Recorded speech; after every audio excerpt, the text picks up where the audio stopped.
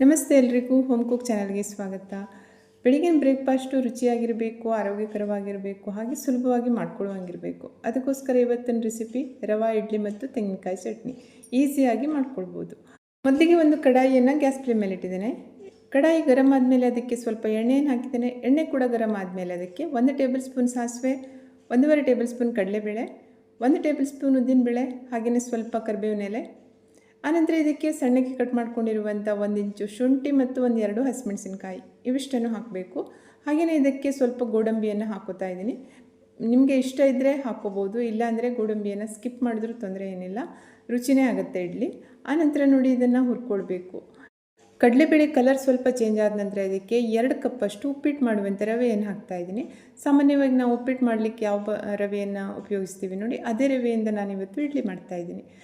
ನೋಡಿ, ರವೆಯನ್ನು ನಿಧಾನಕ್ಕೆ ಲೋ ಫ್ಲೇಮಲ್ಲಿ ಹುರ್ಕೊಳ್ಬೇಕಾಗತ್ತೆ. ಇದನ್ನು ಹುರಿಲಿಕ್ಕೆ ಒಂದು 4ರಿಂದ 5 ನಿಮಿಷ ಸಾಕಾಗುತ್ತೆ. ಚೆನ್ನಾಗಿ ಹುರಿದಾದ ನಂತರ ರವೆ ಒಳ್ಳೆ ಪರಿಮಳ ಬರ್ತದೆ, ಹಾಗೆಯೇ ಅದು ಉದುರುದ್ರಾಗಿ ಬರುತ್ತೆ. ಅಷ್ಟಾದರೆ ಸಾಕು. ಆನಂತರ ಅದನ್ನು ಬೇರೆ ಒಂದು ಪಾತ್ರೆಗೆ ಹಾಕಿ ಅದು ಪೂರ್ತಿಯಾಗಿ ತಣ್ಣಗಾಗಲಿಕ್ಕೆ ಬಿಡಬೇಕು. ರವೆ ಪೂರ್ತಿಯಾಗಿ ತಣ್ಣಗಾದ ನಂತರ ಅದಕ್ಕೆ 1 ಕಪ್ಪಷ್ಟು ತಾಜಾ ಮೊಸರನ್ನು ಹಾಕ್ತಾಯಿದ್ದೀನಿ. ಮೊಸರು ಹುಳಿಯಾಗಿರಬಾರ್ದು ನೋಡಿ. ಆನಂತರ ಇದಕ್ಕೆ ಸ್ವಲ್ಪ ಕ್ಯಾರೆಟ್ ತುರಿಯನ್ನು ಹಾಕ್ತಾಯಿದ್ದೀನಿ, ಸ್ವಲ್ಪ ಹಸಿ ಬಟಾಣಿಯನ್ನು ಹಾಕ್ತಾಯಿದ್ದೀನಿ. ಇವೆರಡನ್ನು ಹಾಕೋದ್ರಿಂದ ಇಡ್ಲಿ ಕಲರ್ಫುಲ್ಲಾಗಿ ಕಾಣುತ್ತೆ, ಹಾಗೆಯೇ ಟೇಸ್ಟು ತುಂಬಾ ಚೆನ್ನಾಗಿ ಬರುತ್ತೆ. ಮೊಸರಿನ ಜೊತೆ ರವೆ ಸರಿಯಾಗಿ ಮಿಕ್ಸ್ ಆದ ನಂತರ ಇದಕ್ಕೆ ಮೊದಲಿಗೆ 1 ಕಪ್ಪಷ್ಟು ನೀರನ್ನು ಹಾಕ್ತಾಯಿದ್ದೀನಿ. ನೀರನ್ನು ಹಾಕಿ ಮತ್ತೆ ಪುನಃ ಇದನ್ನು ಸರಿಯಾಗಿ ಮಿಕ್ಸ್ ಮಾಡಬೇಕು. ಆನಂತರ ಇದಕ್ಕೆ ರುಚಿಗೆ ತಕ್ಕಷ್ಟು ಉಪ್ಪನ್ನು ಹಾಕ್ತಾಯಿದ್ದೀನಿ. ಉಪ್ಪನ್ನು ಹಾಕಿದ ನಂತರ ಮತ್ತೆ ಪುನಃ ಇದನ್ನು ಸರಿಯಾಗಿ ಮಿಕ್ಸ್ ಮಾಡಬೇಕು. ಇದಕ್ಕೆ ಮತ್ತೆ ಅರ್ಧ ಕಪ್ ನೀರನ್ನು ಆ್ಯಡ್ ಮಾಡ್ತಾಯಿದ್ದೀನಿ. ನೋಡಿ, ಸ್ವಲ್ಪ ತೆಳ್ಳಗಾಗಿದೆ, ಅಂದರೆ ರವೆ ಸರಿಯಾಗಿ ಹಿಗ್ಬೇಕಲ್ವ, ಅದಕ್ಕೋಸ್ಕರ ಇದನ್ನು ಸ್ವಲ್ಪ ತೆಳ್ಳಗೆ ಮಾಡಿ ಇಟ್ಟರೆ ಆನಂತರ ಅದು ರವೆ ಹಿಗ್ಗಿದಾಗ ಮತ್ತೆ ಪುನಃ ಅದು ದಪ್ಪ ಆಗ್ತದೆ. ಈಗ ಇದನ್ನು ಮುಚ್ಚಿ ಒಂದು ಅರ್ಧ ಗಂಟೆ ಹಾಗೆ ಬಿಡಬೇಕು. ಈಗ ಸಿಂಪಲ್ಲಾಗಿ ಒಂದು ತೆಂಗಿನಕಾಯಿ ಚಟ್ನಿ ಮಾಡಲಿಕ್ಕೆ ಮೊದಲಿಗೆ ಒಂದು ಫ್ರೈ ಪ್ಯಾನನ್ನು ಗ್ಯಾಸ್ ಫ್ಲೇಮಲ್ಲಿ ಇಟ್ಟಿದ್ದೇನೆ. ಅದಕ್ಕೆ ಸ್ವಲ್ಪ ಎಣ್ಣೆಯನ್ನು ಹಾಕಿದ್ದೇನೆ. ಅದಕ್ಕೆ 1-2-3 ಹಸಿಮೆಣಸಿನಕಾಯಿ, ಒಂದು ಚಿಕ್ಕ ಗಾತ್ರದ ಈರುಳ್ಳಿಯಲ್ಲಿ ಅರ್ಧ ಭಾಗ, ಹಾಗೆಯೇ 1-3 ಬೆಳ್ಳುಳ್ಳಿ ಹೆಸರು, 1/4 ಇಂಚಷ್ಟು ಶುಂಠಿ, ಸ್ವಲ್ಪ ಕರಿಬೇವಿನ ಎಲೆಯನ್ನು ಹಾಕಿ ಚೆನ್ನಾಗಿ ಹುರಿಬೇಕು. ಒಳ್ಳೆ ಪರಿಮಳ ಬರಬೇಕು. ನೋಡಿ, ಈರುಳ್ಳಿ ಮತ್ತು ಬೆಳ್ಳುಳ್ಳಿ ಎಲ್ಲ ಚೆನ್ನಾಗಿ ಬಾಡಬೇಕು. ಆನಂತರ ಇದನ್ನು ಕೆಳಗಡೆ ಇಟ್ಟು ತಣ್ಣಗಾಗಲಿಕ್ಕೆ ಬಿಡಬೇಕು. ನೋಡಿ, ಆವಾಗಲೇ ನೆನೆಯಲಿಕ್ಕೆ ಇಟ್ಟಿರುವಂಥ ರವೆ ಚೆನ್ನಾಗಿ ನೆಂದಿದೆ. ಅದಕ್ಕೆ ಸ್ವಲ್ಪ ಕಟ್ ಮಾಡ್ಕೊಂಡಿರುವಂಥ ಕೊತ್ತಂಬರಿ ಸೊಪ್ಪನ್ನು ಹಾಕಿ ಇನ್ನೊಮ್ಮೆ ಅದನ್ನು ಸರಿಯಾಗಿ ಮಿಕ್ಸ್ ಮಾಡಬೇಕು. ನೋಡಿ, ರವೆ ಚೆನ್ನಾಗಿ ಹಿಗ್ಗಿ ದಪ್ಪಾಗಿದೆ. ಈಗ ಇದಕ್ಕೆ ಮತ್ತೆ ಅರ್ಧ ಕಪ್ಪಷ್ಟು ನೀರನ್ನು ಹಾಕ್ತಾಯಿದ್ದೀನಿ. 2 ಕಪ್ ರವೆಗೆ 2 ಕಪ್ ನೀರು, 1 ಕಪ್ ಮೊಸರು ಬೇಕಾಗುತ್ತೆ. ಈಗ ಇದನ್ನು ಸರಿಯಾಗಿ ಮಿಕ್ಸ್ ಮಾಡಿ ಆದ ನಂತರ ಅದಕ್ಕೆ 1 ಟೇಬಲ್ ಸ್ಪೂನ್ ಈನೋವನ್ನು ಹಾಕ್ತಾಯಿದ್ದೀನಿ. ಈನೋ ಬದಲು ಅಡುಗೆ ಸೋಡಾ ಇದ್ದರೆ ಅದನ್ನು ಹಾಕೋಬೋದು. ಈನೋ ಹಾಕ್ತಾ ಇದ್ದಂಗೆ ನೋಡಿ, ಹಿಟ್ಟು ಎಷ್ಟು ಬೇಗ ಪರ್ಮಿಟೇಷನ್ ಆಯಿತು, ಉಬ್ಬಿ ಬಂತಲ್ವ.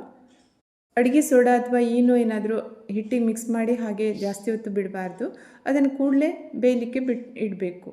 ನೋಡಿ, ಇದು ಸರಿಯಾಗಿ ಮಿಕ್ಸ್ ಆಗಿದೆ. ಈಗ ಇದನ್ನು ಇಡ್ಲಿ ತಟ್ಟೆಗೆ ಹಾಕಿ ಬೇಯಲಿಕ್ಕೆ ಇಡ್ತಾಯಿದ್ದೀನಿ. ಇಡ್ಲಿ ತಟ್ಟೆಗೆ ಸ್ವಲ್ಪ ಸ್ವಲ್ಪ ಎಣ್ಣೆಯನ್ನು ಹಾಕಿ ಅದನ್ನು ಸರಿಯಾಗಿ ಸವರ್ಕೊಳ್ಬೇಕು. ಆನಂತರ ಹಿಟ್ಟನ್ನು ಹಾಕಬೇಕು. ನೋಡಿ, ತುಂಬ ಜಾಸ್ತಿ ಹಿಟ್ಟನ್ನು ಹಾಕೋಕ್ಕೆ ಹೋಗಬಾರ್ದು, ಅದು ಉಬ್ಬಿ ಸ್ವಲ್ಪ ಮೇಲೆ ಬರೋದ್ರಿಂದ. ಇಡ್ಲಿ ಪಾತ್ರೆಯಲ್ಲಿ ನೀರು ಚೆನ್ನಾಗಿ ಕುದೀತಾ ಇರಬೇಕು. ಆನಂತರ ಈ ಪ್ಲೇಟ್ಗಳನ್ನು ತೆಗೆದು ಅದರಲ್ಲಿಟ್ಟು 7ರಿಂದ 8 ನಿಮಿಷ ಹೈ ಫ್ಲೇಮಲ್ಲಿ ಬೇಯಿಸ್ಕೊಂಡು ಬಿಟ್ಟರೆ ಇಡ್ಲಿ ರೆಡಿ ಆಗುತ್ತೆ. ಈಗ ಚಟ್ನಿಯನ್ನು ಗ್ರೈಂಡ್ ಮಾಡ್ಕೊಳ್ಳಿಕ್ಕೆ ನೋಡಿ, ಹುರಿದಿಟ್ಕೊಂಡಿರುವಂಥ ಹಸಿಮೆಣಸಿನಕಾಯಿ ಮತ್ತು ಈರುಳ್ಳಿಯನ್ನೆಲ್ಲ ಮಿಕ್ಸರ್ ಜಾರಲ್ಲಿ ಹಾಕ್ಕೊಂಡಿದ್ದೀನಿ. ಹಾಗೆಯೇ ಅದಕ್ಕೆ ಸ್ವಲ್ಪ ಕಟ್ ಮಾಡ್ಕೊಂಡಿರುವಂಥ ಕೊತ್ತಂಬರಿ ಸೊಪ್ಪನ್ನು ಹಾಕ್ತಾಯಿದ್ದೀನಿ. ದೊಡ್ಡ ಸ್ಪೂನ್ನಲ್ಲಿ 1.5 ಸ್ಪೂನ್ನಷ್ಟು ಹಸಿ ಕೊಬ್ಬರಿ ತುರಿಯನ್ನು ಹಾಕಿದ್ದೇನೆ. ಹಾಗೆಯೇ ಚಿಕ್ಕ ಗಾತ್ರದ ಹುಣಸೆ ಹಣ್ಣು, ರುಚಿಗೆ ತಕ್ಕಷ್ಟು ಉಪ್ಪು ಮತ್ತು ಗ್ರೈಂಡ್ ಮಾಡ್ಕೊಳ್ಳಿಕ್ಕೆ ಎಷ್ಟು ನೀರು ಬೇಕಾಗುತ್ತೆ ಅಷ್ಟು ನೀರನ್ನು ಹಾಕ್ಕೊಂಡು ಸ್ಮೂತಾಗಿ ಗ್ರೈಂಡ್ ಮಾಡ್ಕೋಬೇಕು. ಗ್ರೈಂಡ್ ಮಾಡ್ಕೊಂಡಿರುವಂಥ ಚಟ್ನಿಗೆ ಒಂದು ಅರ್ಧ ಟೇಬಲ್ ಸ್ಪೂನ್ ಎಣ್ಣೆಯಲ್ಲಿ ಸಾಸಿವೆ ಮತ್ತು ಕರಿಬೇವನ್ನು ಹಾಕಿ ಒಗ್ಗರಣೆ ಹಾಕಿಬಿಟ್ರೆ ಚಟ್ನಿ ಕಂಪ್ಲೀಟ್ ಆಗಿಬಿಡುತ್ತೆ. ನೋಡಿ, ಈ ಕಡೆ ಬೇಯಲಿಕ್ಕೆ ಇಟ್ಟಿರುವಂಥ ಇಡ್ಲಿ ಚೆನ್ನಾಗಿ ಬೆಂದಿದೆ. ಈಗ ಫ್ಲೇಮನ್ನು ಆಫ್ ಮಾಡಿ ಪ್ಲೇಟನ್ನು ತೆಗೆದು ಕೆಳಗಡೆ ಇಡಬೇಕು. ಇದು ಸ್ವಲ್ಪ ತಣ್ಣಗಾದ ನಂತರ ಇಡ್ಲಿಯನ್ನು ತೆಗೆದುಕೊಳ್ಬೋದು. ಹೋಟೆಲ್ಗಳಲ್ಲಿ ಎಷ್ಟು ರುಚಿಯಾಗಿ ರವೆ ಇಡ್ಲಿಯನ್ನು ಮಾಡ್ತಾರೆ ನೋಡಿ, ಅದಕ್ಕಿಂತಲೂ ರುಚಿಯಾಗಿ ಮತ್ತು ಹೆಲ್ದಿಯಾಗಿ ಮನೆಯಲ್ಲಿ ಸುಲಭವಾಗಿ ಮಾಡ್ಕೋಬೋದು. ಇದು ಸ್ವಲ್ಪ ಕಲರ್ಫುಲ್ ಆಗಿರೋದ್ರಿಂದ ಮಕ್ಕಳು ಕೂಡ ತುಂಬಾ ಇಷ್ಟಪಡ್ತಾರೆ. ಇದನ್ನು ಕಾಯಿ ಚಟ್ನಿ ಜೊತೆ ತಿನ್ನಲಿಕ್ಕಂತೂ ತುಂಬಾ ರುಚಿಯಾಗಿರುತ್ತೆ.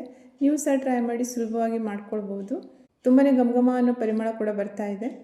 ತುಂಬಾ ಸಾಫ್ಟಾಗಿರುವಂಥ ರವೆ ಇಡ್ಲಿ ತುಂಬಾ ರುಚಿಯಾಗಿರುತ್ತೆ. ನೀವೇನಾದರೂ ನನ್ನ ಚಾನಲ್ಗೆ ಹೊಸಬರಾಗಿದ್ದರೆ ಸಬ್ಸ್ಕ್ರೈಬ್ ಆಗಿ, ಹಾಗೆಯೇ ನನ್ನ ವಿಡಿಯೋವನ್ನು ಶೇರ್ ಮಾಡಿ. ಇನ್ನೊಂದು ರುಚಿಯಾಗಿರುವಂಥ ಹಾಗೆಯೇ ಹೆಲ್ದಿಯಾಗಿರುವಂಥ ರೆಸಿಪಿಯೊಂದಿಗೆ ಪುನಃ ಭೇಟಿ ಆಗ್ತೇನೆ. Thank you.